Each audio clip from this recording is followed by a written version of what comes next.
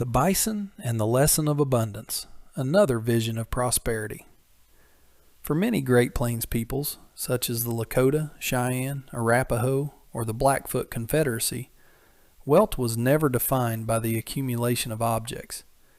In a world where success was measured by the ability to live in harmony with the rhythms of nature, the bison represented the very essence of prosperity.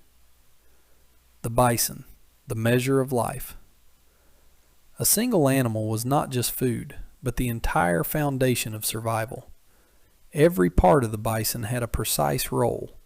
The meat nourished the tribe. The hides became teepees and clothing. Tendons were transformed into thread, bones into tools, horns into containers, and dried dung provided the fuel needed for cold nights. A plain full of bison was not just a landscape, but a guarantee of prosperity. In the contemporary world, people place their trust in institutions and capital. In the world of the bison, trust was placed in the health of the land and the return of the seasons. Two definitions of abundance. Here we encounter a fundamental difference in vision. For modern man, abundance means producing more than you need. For the natives, however, abundance meant that nature produces enough for everyone.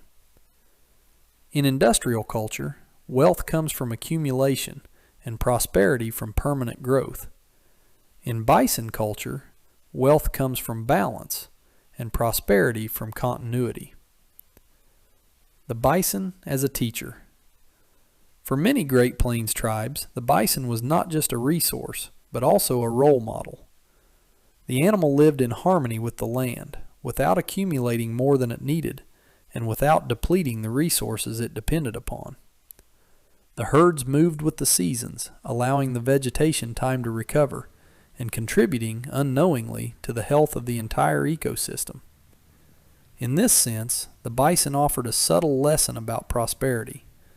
True abundance is not about taking as much as possible, but about participating in a balance that can endure for generations. The bison and confidence in the future. The bison represented a deep confidence in the day to come. If the herds exist this year, they will exist next year as well. This certainty eliminated the need to build huge warehouses or to consume without measure. The bison was a covenant that the world functions as it was created, a guarantee of permanence. Reciprocity, a moral relationship. Great Plains hunters viewed the bison as a gift. The animal offered its life so that people could live. From this perspective, the simple act of hunting was charged with responsibility.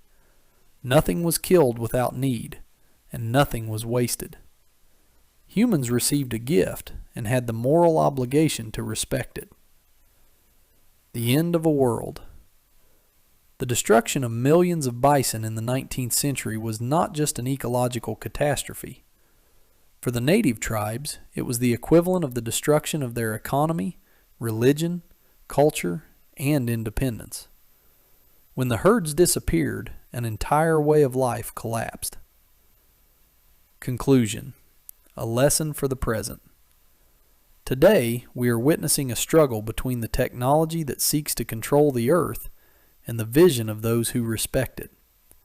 In a world dominated by technology and accelerated production, the lesson of the bison remains surprisingly relevant. Long-term prosperity does not depend only on what we extract from nature, but also on our capacity to maintain the balance that makes life possible. The bison remains the symbol of the latter model, that of collaboration with nature. For modern man, wealth is often measured by what he possesses.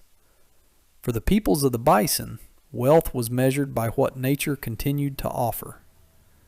While the contemporary world seeks prosperity through accumulation, the ancient tribes of the Great Plains built it upon a simpler idea. When the herds are healthy, the land is healthy, and people will have a future.